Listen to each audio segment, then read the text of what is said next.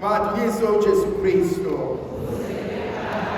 Namhlanje thina zami ngifisa sibuke ivangeli likaMidday chapter 13 verses 24 kuye 43. Uthi uJesu ubuso wezulu ufaniswa nomuntu owashwanyela imbewu enhle ensimini yakhe. Kepha kwathi abantu belele kwafika isitha sashwanyela ukhula phakathi namabele. Ifuna mhlambe uqala entweni yokuthi ileso naleso sidalwa esingumuntu is good. Sonke sinabo lobuhle esikuthola kuNkulunkulu. Noma ngathiwa sengihluleke kangakanani, noma ngathiwa izinto zami aziyona lokhu engifisa kube yikona, kodwa inside of me there is goodness. Ikhona lento enhle ekuwena, lento enhle ekuwena ivela kuNkulunkulu ngesipho sakhe. uNkulunkulu owadala, owakwenza, owaphakamisa kwaba yilento enhle eligugu elithandekayo kuyena.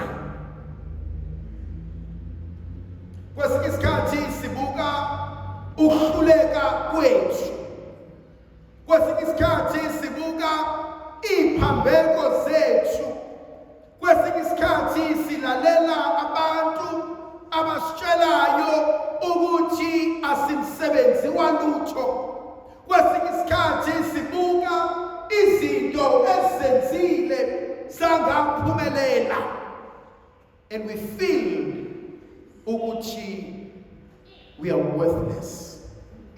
Ifuna uqala namhlanje ngithi uyimbewu enhle etshalwe nguNkulunkulu. Ngifuna ukuthi uyimbewu enhle etshalwe nguNkulunkulu eyitshala enenhloso enhle ngawe. Kahle kahle ogama lethu sonke njengoba sila singonhloso enhle kaNkulunkulu. Uma usibuka ngifuna ubuyele kuJeremaya uma ethi ngingakakubumbi ngase ngikwazi, ngingakakubeki ngase ngikukhethile, ungakazalwa ngase ngikuhlungile ngakwenza utho.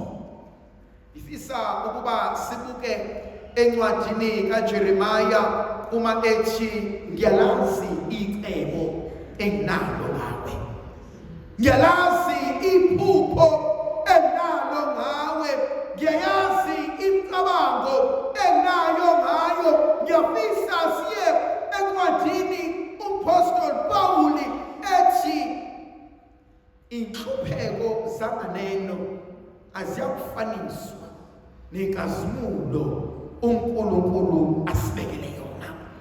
Ngiyafisa sigijime siye encwadini kaJobe uma ezothi icebo enginalo ngomuntu wami ngishitshwe. Ifuna sihlale siqonde ukuthi you are good.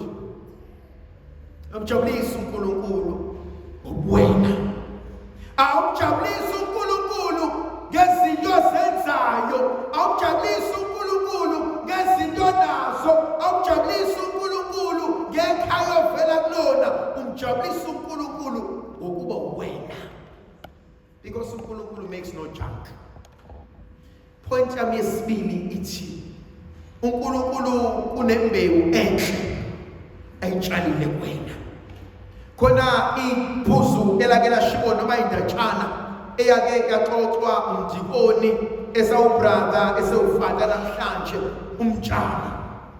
Uthi kukhona this Chinese bamboo, lo mhlanga lona ovela eChina, uthi imbewu yakhona uyifaka emhlabathini ebese uyithelela for 15 years every day ulokhu uyithelele njalo kodwa uthi ayikho into eqhumayo esiyibonayo after 15 years uma qhamuka isithombo uthi kodwa uma umba impande yakhona inkulu yinde for 15 years impande ilishona phansi.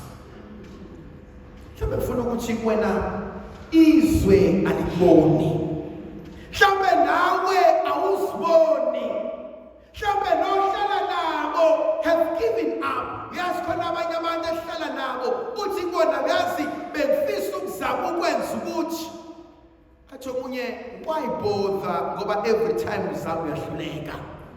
Uthi komunye bengifisa ukwenza ukuthi athi omunye ayizama kodwa kuhlulekile uze mina waba nabantu who no longer believe you can still make it. Bengifisa ukuthi in-most yethu sifana nalomhlanga phezulu mhlawumbe kubonakala kakhulu kodwa muye ezansi impande nempande ikhula njalo. Phuzu lami lesibili engifuna ukuya kulona, utshale imbewu enhle kodwa uthe angalala isitha satshala imbewu embi. Ufuna ungena enkonzweni yokulala, ngeke ngithi ubuthongo kwisono. Ziningi izinto zethu ezinahleka silele, ziningi izinto zethu ezinahleka sibhekile kanti asiboni. Bathi abazizulu kangcono utshani obulele uvuswa ngomlilo. Mhlawumbe bengifisa ukubuza nokubheka ukuthi kungenzekani empilweni yami ngitshela ukuthi ngikhona kanti ngilele. Umuzwa umuntu ethi but isibani bana uyibonanga lento yenzeke phambi kwakho, awuyibonanga lento emndenini wakho ey'nganeni zakho, wonke umuntu uyayazi, wena mnikazi wendaba uyazi. Ziningi izinto ezenzeka ngale singaboni. Athi obhala kahle encwadini kaJuda athi qaphela uSathane athi ufana nengonyama ezulazula ubusuku bonke efuna umuntu engamqhobozela. Mhlawumbe inkonzo engifuna ukuhlala kuyona, bangaka abalele, bangaka who have no idea, no clue what's going on empilweni zabo. Bangaka who have no idea, no clue kwenzakalani emshadweni yabo, no idea, no clue kwenzakalani ey'nganeni zabo, no idea, no clue kwenzakalani emakhaya abo. Izinto zenzeka phambi kwethu, bonke abantu babesibona bakhombisana ngathi and yet asiboni, ehlala nabo hleka nabo bakhuluma ngathi and yet asiboni. Zingaki izinto abayintshontshe kuwena ngenxa yobuthongo. But I want to take this further. Zingaki izinto abayintshontshe kumina nakuwena ngenxa yokuvilapha. Zingaki izinto abayintshontshe kumina nakuwena ngokwethemba omunye umuntu. Sibani bani uzongenzela, sibani bani uzongilungisela. Lento ngihlezi ngiyenza njengehlaya nanguthumbeza na usihle abonele ntombi le sithi uba igama la mhlawumbe sithi uAyanda. Yabo mayibona le ntombi le usihle uyayithanda kodwa ekuyithandeni kwakhe ebese isaba, ebeseza kumina-ke ngoba mina-ke ngiyayikhulumela. Athi mapholoba ngithi yebo thumbeza, athi mapholoba ngiyayithanda le ntombi kodwa ngiyasaba ngoba sikhona abafana abanomnqantula ngaphansi. Angisho uthumbeza nomnqantula kodwa khona abafana abanomnqantula abangakwazi ukukhuluma. Athi ngiyayisaba ngicela ukukhulumele nayo. Bese ngifika mina kule ntombi esewuAyanda ngithi sawubona ayo usihle ibiza ngoAyanda, mina sengiyaqala ngiyayiteketisa sawubona ayo athi ayo awusawuboni ubani wena ithi hayi mina thembelani wakwangcobo bese ithi awumapholo kunjani ngithi ngiyaphila mntana womuntu kwenze njani ngakusiza ngani bese ngithi ngihamba nomnewethu la uthumbeza uyathanda athi ayo uzwe ngobani ukuthi uyangithanda njobe ethule nje kanje ngithi hayi usengixoxelile ukuthi uyangithanda abale usihle elokhu ngithuma mangifika ku-ayo ngithi ayo ngiseze ngaleya nkulumo ukuthi umfowethu uthumbeza uthe uyakuthanda athi esuku ayo athi washelela umfowenu wena ungithandi yini kodwa-ke ngoba ngimapholoba bese ngithi mina khuleka mntana womuntu noma singamyeka uthumbeza sale washela umfana ongamthandi kodwa uthanda indlela ashela ngayo ekhumbula leyo nto ithi ngiyayithanda indlela ngishela ngayo ngiyayithanda indlela akhuluma ngayo nami ebese ecabanga ukuthi lo unomnqantula akakwazi ukukhuluma lona noma angamthandi kodwa ukhuluma kamnandi athi bapholoba asale sesiyizama lento ngifuna ukuthini ngifuna ukuthi abanye bethu sisuke sathemba abantu ngeimpilo zethu siyitshela ukuthi bazosenzela bafika ngale bazenzela bona point yami yesithathu engifisa ukuya kuyona isitha uyabuza ofike wabuka ensimini wathi mnumzane utshale imbewu enhle pholo lukhula luvelaphi athi umnumzane isitha esenzelesi ubani isitha sakho ubani isitha sakho akuve kulula ukuthi usibanana angifuni sibanana uyangizona sibanana ukuthi sibanana ukuthi akuve kulula ukuphosa isitha lapha nalapha kodwa mhlawumbe isitha esikhulu imini uqobo lami abanye bethu we have become our own worst enemies angidingi ukushaya ongaphandle angidingi ukulungisa ongaphandle but ngidinga ukuze lapha mina uqobo lwami. There are some of us who believe ukuthi I'm beyond redemption. There's some of us who've given up in life.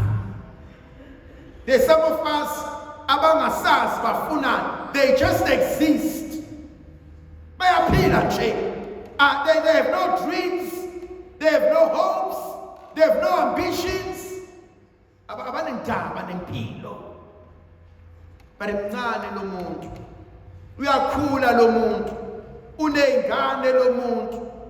Uzoba mdala lo muntu. But has no ambition whatsoever ngempilo. And abanye bethu, we've become our own worst enemies. Abanye bethu sithathe isitha sasihlalisa embhedeni sasifaka iring sasishada. Uyamazi umuntu owaye ambitious ekhula, owaye hustler ekhula, waye go getter ekhula, wayenza izinto enamaphupho efuna ukuqhubekela phambili ngenxa yothando waphenduka inja eseketangeni. Uyamazi umuntu who has to ask for permission for everything ayenzayo. Baba ngisacela ukuyokwenza ukuthi, baba ngisacela ukuyokwenza ikhanda, baba ngisacela ukuyokwenza insipho, baba ngisacela ukuye KFC, baba ngisacela ukuye Nando's, baba ngisacela ukuhamba nabangani bami, baba. You've become a little baby in the name of uthando.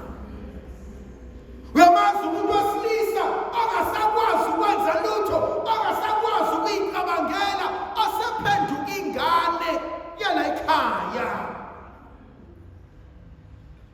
Ney'ngane zakhe seyigijima phezu kwekhanda lakhe because ibona uma egijima phezu kwekhanda likababa. And so isitha sami has become someone engikhohlise ukuthi ngiyamthanda. Then the last thing engithusayo bathi sambe Nkosi siyolikhipha lonke lolukhula. uJesu ushiyela unjalo. Thiliyekeni ngoba uma nilikhipha manje hleze nisuse namabele. Why does uNkulunkulu allow us to go through all this pain? Why does uNkulunkulu allow abantu abangasifuni baqhubeke basimame? Maybe one of the reasons ukuthi uNkulunkulu mangidila nabo manje hleze nawe ngikulimaze. Ngiyeke. Khona isisho sesiZulu noma inkulumo yesiZulu ethi miyeke bayombona abanamehlo. Ndlovukazi yezulu abenathi sibuso sesivikele isikhayisela uyise nendodana nomoya ogcebileyo.